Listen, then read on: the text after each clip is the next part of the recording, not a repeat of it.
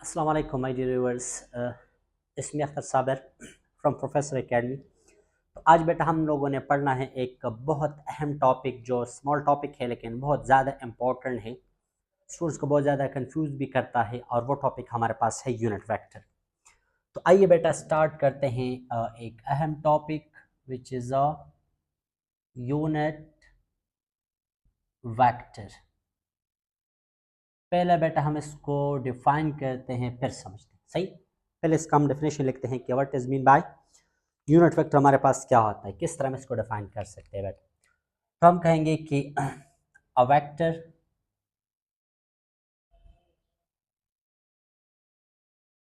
whose magnitude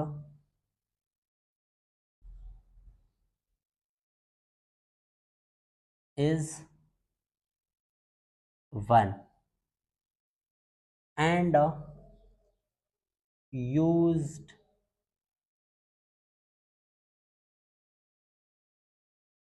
for direction of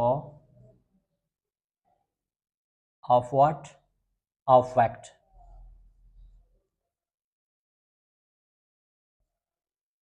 is called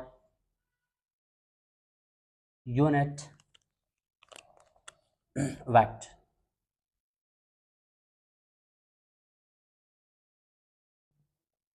unit vector बेटा हमारे पास क्या होता है, वो वेक्टर होता है जिसका मैग्नीट्यूड क्या होता है, 1 होता है।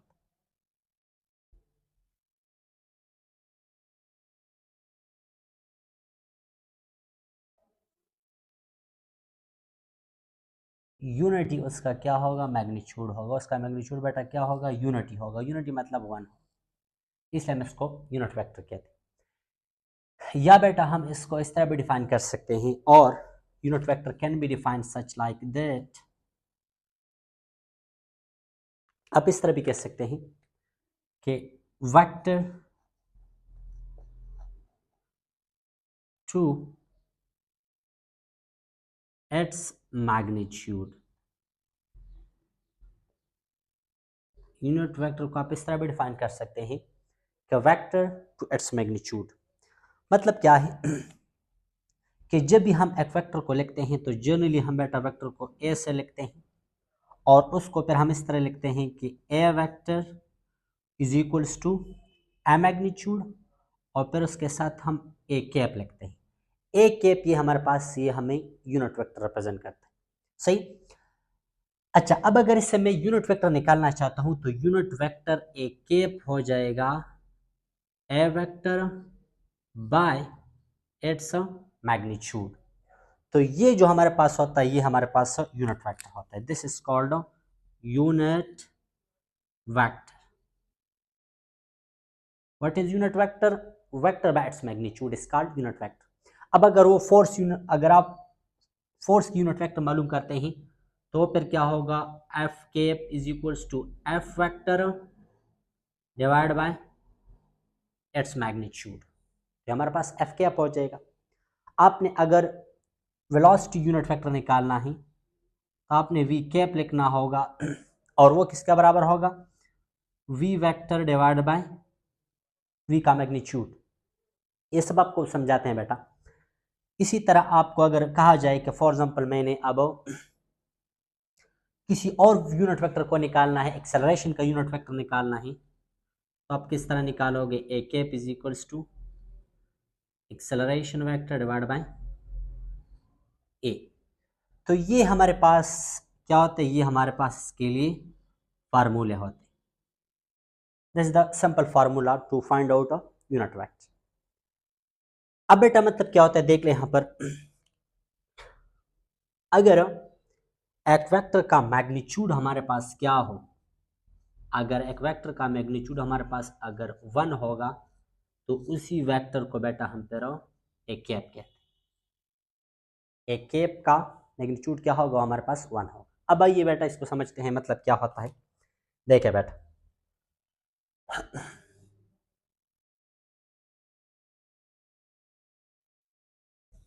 यहां पर देखे बेटा, अब अगर हमारे पास,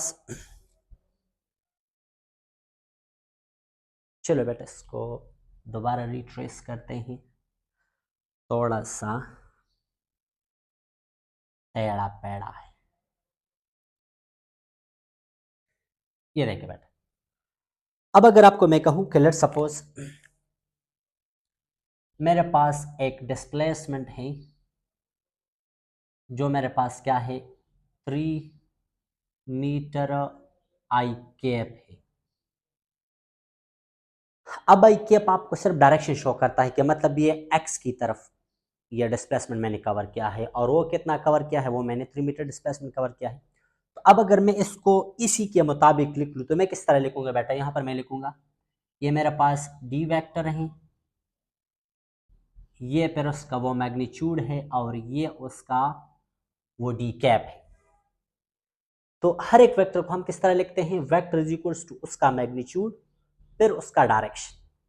तो अब अगर आपको यहाँ पर बताया जाए कि मुझे डी कैप निकालना है, तो आप ये डी को यहाँ पर डिवाइड करोगे, तो हमारे पास D vector divided by D is equals to D cap हो जाएगा। तो आप यहाँ पर लिख सकते हैं कि D cap is equals to जो जिसको हम यूनिट वेक्टर कहते हैं वो बराबर हो जाएगा डी वेक्टर बाय इसका मैग्नीट्यूड। तो ये हमारे पास इसका सिंपल एक एग्जाम्पल होगी। अब आप देख लें, अब यहाँ पर आप किस तरह निकाल सकते हैं, ये देखो फॉर एग्जाम्पल अगर मैं आपको कहता हूँ कि अब इसका यूनिट वेक्टर मुझे चाहिए, तो आप इसका यूनिट वेक्टर किस तरह निकालोगे, देख लो। ये मेरे पास यहाँ पर एक वेक्टर था जिसका मैग्नीट्यूड मेरे पास कितना गिवन था 3 मीटर और आई कैप था। ये मेरे पास I cap shows direction toward the X axis. अब अगर इसको मैं अगर आपसे यहाँ पर क्वेश्चन पूछा जाए कि यहाँ पर इसका मैग्नीट्यूड क्या है, तो आप यहाँ पर कहोगे कि वो 3 मीटर है। तो अब अगर इस वेक्टर को मैं अगर उसके मैग्नीट्यूड पर डिवाइड कर लूँ, इसको अगर मैं इसका मैग्नीट्यूड पर डिवाइड कर लूँ, तो इसका मैग्नीट्यूड हमारे पास क्या है, वो 3 मीटर है ना। तो ये हमारे पास क्या हो जाएगा, ये हमारे पास कैंसिल आउट हो जाएगा, 3 मीटर कैंसिल। यहाँ पर मुझे क्या मिल जाएगा बेटा, D vector divide by D, तो इसको हम बेटा डी कैप कहते हैं, डी कैप। तो ये देख लो, ये हमारे पास क्या बच गया, सिर्फ और सिर्फ आई कैप बच गया। तो यहाँ पर अब इसका मतलब ये था कि अब ये हमारे पास इसका डिस्प्लेसमेंट का यहाँ पर मुझे ये डायरेक्शन शो कर रहा था। अच्छा, अब अगर आप इसका कोई और एग्जांपल लेना चाहते हैं, क्या फॉर एग्जांपल मुझे इसके कुछ और एग्जांपल चाहिए यूनिट वेक्टर के, तो आप वो किस तरह निकाल सकते हो, देख लें। यहाँ पर इसका यूनिट वेक्टर क्या आ गया, वो आई आ गया, सही। आई मीन जो एक्स एक्सिस की डायरेक्शन को आप यहाँ पर रिप्रेजेंट करता है। अब अगर आपको मैं कहूँ, अब इसका देख ले, इसका हमारे पास मैग्नीट्यूड भी क्या है, वो भी हमारे पास 1 है। इसी तरह अगर आपको मैं एक दूसरा एग्जांपल दूं कि फॉर एग्जांपल मेरे पास एक फोर्स है जो मेरे पास है 10 न्यूटन है, लेकिन वो जे कैप है। जे कैप मीन जो वाई एक्स को रिप्रेजेंट कर रहा है। अब यहाँ पर आपने इसका यूनिट वेक्टर किस तरह निकालना है, तो मैंने आपको बताया था कि यहाँ पर आप एफ कैप किस तरह निकाल सकते हो, एफ वेक्टर को आपने डिवाइड करना होगा उसके मैग्नीट्यूड पर। तो किस तरह डिवाइड करोगे, देख लें। यहाँ पर F F cap is equals to F कितना है, यहाँ पर अगर आप देख लें तो एफ मेरे पास यहाँ पर है 10 न्यूटन, और जे कैप मीन जो वाई एक्सिस को रिप्रेजेंट कर रहा है। अब इसका मैग्नीट्यूड कितना है, 10 न्यूटन है ना। अगर मैं इसको 10 न्यूटन पर डिवाइड कर लूँ, इसी को अगर मैं 10 न्यूटन पर इज इक्वल्स टू, ये हमारे पास 10 के साथ कैंसिल हो जाएगा, और मेरे पास 1 जे रह जाएगा।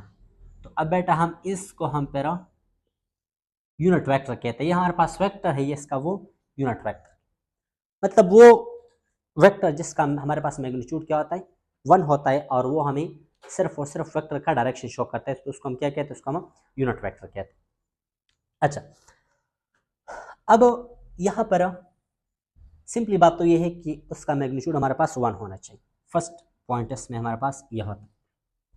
अच्छा, अब अगर आपने यहाँ पर मालूम करना है कि यूनिट वेक्टर को मैं रेक्टेंगुलर फॉर्म में किस तरह मालूम करूंगा, फॉर एग्जांपल अगर आपको मैं कहूं कि लेट्स सपोज यूनिट वेक्टर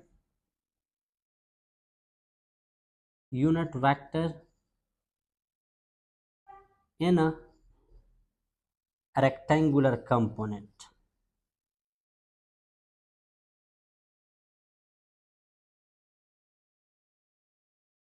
आप रेक्टेंगुलर कंपोनेंट में किस तरह समझ सकते हैं कि हमारे पास ये यूनिट वेक्टर है या नहीं।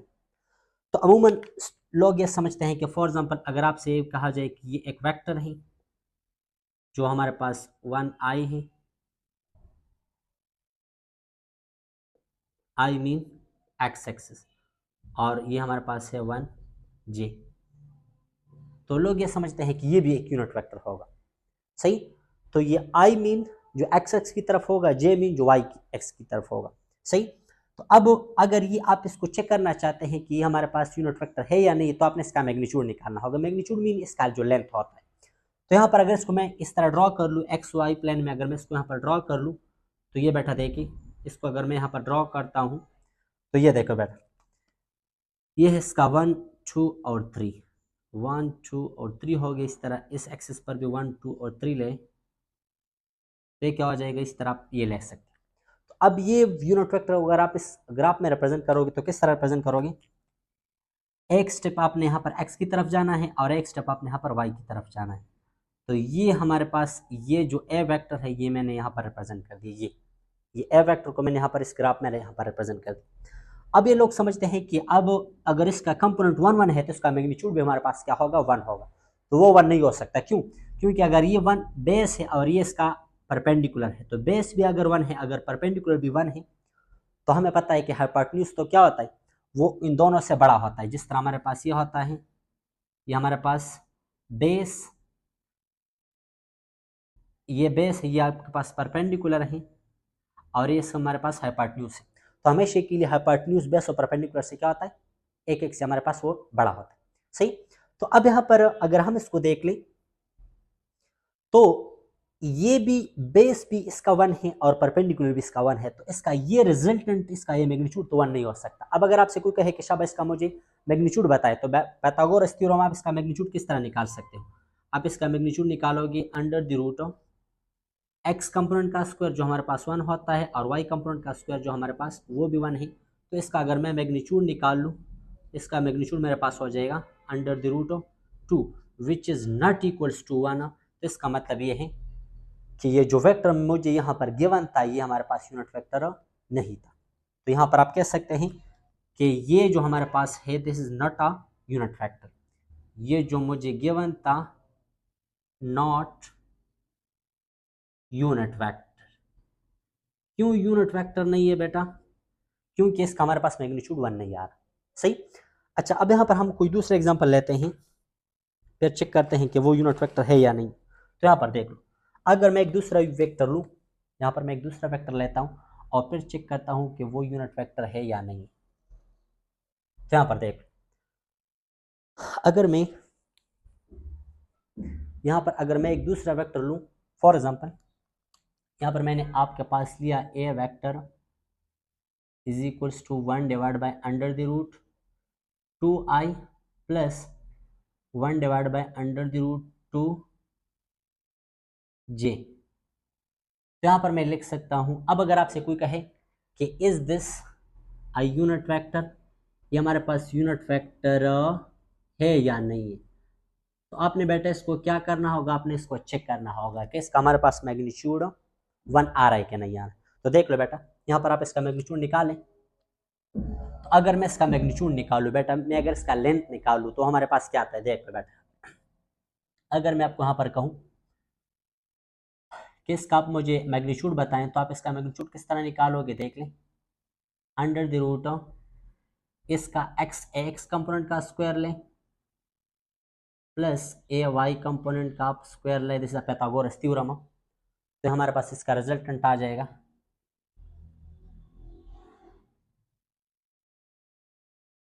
ये देखें, is equals to X component कितना है, ए एक्स कंपोनेंट हमारे पास है 1 बाय अंडर द रूट 2 का होल स्क्वायर हो जाएगा, और plus 1 divide by under the root of 2 का होल स्क्वायर हो जाएगा। तो इसका अगर आप ये रिजल्टेंट निकालें तो ये क्या हो जाएगा, ए मैग्नीट्यूड इज इक्वल्स टू हमारे पास कितना आ जाएगा, 1 का स्क्वायर कर लो तो 1 आ जाएगा, और ये 2 अंडर रूट पर जब स्क्वायर लेंगे तो हमारे पास अंडर रूट के साथ कट जाएगा, तो ये जस्ट 2 रह जाएगी। इस तरह प्लस लिख लो, प्लस लिख लो, 1 अपनी जगह पर आ जाएगा, और जब √2 का यहाँ पर स्क्वायर लिया जाता है तो वो भी हमारे पास जस्ट 2 बच जाएगा। तो यहाँ पर अगर मैं चेक कर लूँ तो इसका मैग्नीट्यूड मेरे पास कितना आ रहा है, यहाँ पर देख लो, ये भी हाफ है और ये भी हाफ। आप अगर हाफ हाफ ऐड कर लो तो हमारे पास क्या हो जाएगा, 1 आ जाएगा। तो ये हमारे पास 1 आ गया। और अगर आप 1 का अंडर रूट ले लें तो वो भी हमारे पास क्या होता है, वो भी हमारे पास 1 होता है। अब इसका मतलब ये हुआ कि ये जो हमारे पास जो वेक्टर गिवन था ये हमारे पास यूनिट वेक्टर था, क्योंकि इसका हमने मैग्नीट्यूड निकाल लिया और वो हमारे पास एग्जैक्टली 1 के बराबर था। तो हमें बेटा ये पता चला कि this was a unit vector. तो यूनिट वेक्टर का मैग्नीट्यूड हमारे पास क्या होता है, वो हमारे पास 1 होता है। सही। इसी तरह आप अगर 3D में लेना चाहते हैं तो वो पर हमारे पास यूनिट वेक्टर कब होगा। फॉर एग्जांपल अगर मैं आपको यहाँ पर एक डिस्प्लेसमेंट वेक्टर दूँ, लेट सपोज आपको मूव में देता है 1 divide by √3 i plus 1 divide by √3j plus 1 divide by √3k cap. तो अब अगर आप इसका मैग्नीट्यूड निकाल लें, इसका अगर आप यहाँ पर मैग्नीट्यूड निकालते हैं तो इसका मैग्नीट्यूड हमारे पास कितना होगा, मैग्नीट्यूड किस तरह निकालोगे, वो बराबर होगा इन तीनों कंपोनेंट्स का आपने यहाँ पर स्क्वायर लेना होगा। तो यहाँ पर 1 डिवाइड बाई √3 का होल स्क्वायर हो जाएगा प्लस 1 डिवाइड बाई √3 का होल स्क्वायर हो जाएगा और प्लस 1 डिवाइड बाई √3 का होल स्क्वायर हो जाएगा। तो यहाँ पर ये अगर आप इस तीनों पर आप अगर स्क्वायर लेते हैं तो मेरे पास आ जाएगा √, यहाँ पर ये स्क्वायर इसको ख़त्म कर देगा, इसको ख़त्म कर देगा और इसको ख़त्म कर देगा। तो मेरे पास यहाँ पर क्या बच जाएगा, यहाँ पर मेरे पास बच जाएगा 1/3 प्लस 1/3 प्लस 1/3। अगर आप इन तीनों का एलसीएम ले लें तो मेरे पास आ जाएगा √, क्या आ जाएगा बेटा, √3/3 आ जाएगा विच इज़ 1। सही है। और अगर आप इसका फिर अंडर रूट ले ले तो फिर भी हमारे पास हो जाएगा 1। तो ये जो मेरे पास यहाँ पर जो वेक्टर था इसको भी आप यूनिट वेक्टर आप कह सकते हैं, क्योंकि इसका हमारे पास क्या होता है, मैग्नीट्यूड यहाँ पर इसका 1 आ गया। अब लास्ट पॉइंट इसमें यह होता है कि अगर आप यहाँ पर देख लें तो यूनिट वेक्टर हमारे पास क्या होता है, हम वेक्टर को जब हम उसके मैग्नीट्यूड पर डिवाइड करते हैं तो उसको हम क्या कहेंगे, उसको हम यूनिट वेक्टर कहेंगे। तो जब भी हम कोई चीज़ को अगर ऊपर नीचे उसका रिजल्ट हमारे पास अगर सेम होगा तो उसका रिजल्ट हमारे पास क्या आता है, वो 1 आता है और वो हमारे पास कट सकता है। तो यहाँ पर आप देख सकते हैं कि इसका नो यूनिट नो डायमेंशन होगा। तो यहाँ पर आपके पास क्या हो जाएगा बेटा, ये एक पॉइंट नोट कर लो कि मेरे पास क्या होता है, यूनिट वेक्टर का नो यूनिट होता है। और इसका हमारे पास एक पॉइंट ये भी है कि इसका अगर यूनिट नहीं तो यहाँ पर इसका नो डायमेंशन भी हमारे पास नहीं होगा।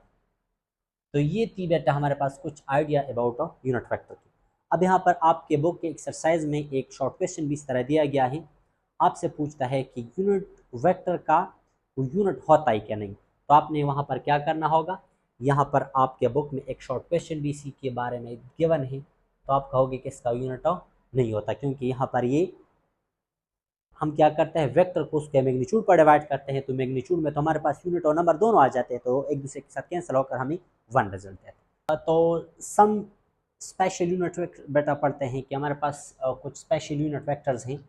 उसमें हमारे पास जो फर्स्ट है आई कैप है, माइनस आई कैप है, जे कैप है और इसी तरह माइनस जे कैप है, के कैप है और माइनस के कैप है, एन कैप है और आर कैप है। तो बेटा जो हमारे पास आई कैप होता है वो for direction of positive axis के लिए यूज़ होता है। इसी तरह बेटा जो हमारे पास माइनस आई कैप होता है वो हमारे पास माइनस एक्स एक्सिस के लिए यूज़ होता है।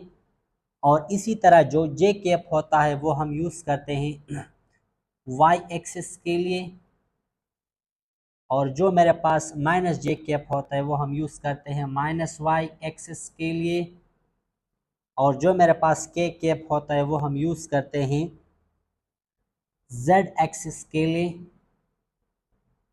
और जो माइनस हम के कैप यूज़ करते हैं वो हम माइनस जेड एक्सिस के लिए यूज़ करते हैं। और जो मेरे पास एन कैप होता है वो हम नॉर्मल नॉर्मल यूनिट वेक्टर के लिए यूज करते हैं। Normal unit vector, normal vector mean जो परपेंडिकुलर होगा, यूनिट वेक्टर मीन जिसका मैग्नीट्यूड 1 होगा, तो वो यूनिट वेक्टर जो नॉर्मल होता है, जो परपेंडिकुलर होता है। और जो लास्ट में हम यूज करते हैं आर केप, वो हम पोजीशन वो डिटेक्ट करने के लिए यूज करते हैं, जिसको हम पोजीशन यूनिट वेक्टर कहते हैं। क्या कहते हैं बेटा? Position unit vector. तो this was all about unit vectors, type of unit vector. जो हमारे पास किस तरह होता है देख लें। ये एक्स एक्सिस है, तो इसको हम इस डायरेक्शन के लिए हम आई केप यूज करेंगे। जब आपको कहा जाए कि I cap, you have to know about this is talking about X axis, this is called J cap. और अगर ये आई केप है तो ये माइनस आई केप होगा। और ये वाई, इसको अगर हम जे से रिप्रेजेंट करेंगे तो इसका जो अपोजिट डायरेक्शन होगा उसको हम माइनस जे कैप कहेंगे। और ये आपका जो डायरेक्शन है इसको बेटा हम जेड कैप कहेंगे, इसको हम के कैप कहेंगे। के cap use for the Z axis, और ये माइनस के कैप होगा जो मेरा डायरेक्शन है। तो इसको हम I cap X axis minus I cap, I minus I cap mean opposite to X axis. और ये क्या होता है? वाई एक्सिस होता है, जिसको हम जे कैप कहते हैं, और ये हमारे पास माइनस वाई कैप होता है। सही, ये जेड कैप और ये मेरे पास नेगेटिव जेड कैप होता है। इसी तरह अगर यहाँ पर एक पॉइंट है इस स्पेस में, तो इसको डिटेक्ट करने के लिए जो हम पोजीशन यूनिट वेक्टर यूज करते हैं, जिसका मैग्नीट्यूड 1 होगा, उसको हम बेटा क्या कहते हैं? उसको हम पोजीशन आर यूनिट वेक्टर कहते हैं। और जो नॉर्मल होता है, जिस तरह मेरे पास ये एक सरफेस है, इसके लिए मैं एक यूनिट वेक्टर लेता हूँ, तो इसको हम बेटा नॉर्मल पोजीशन यूनिट वेक्टर कहेंगे। Thank you, have a nice time, good luck and goodbye, वस्सलाम।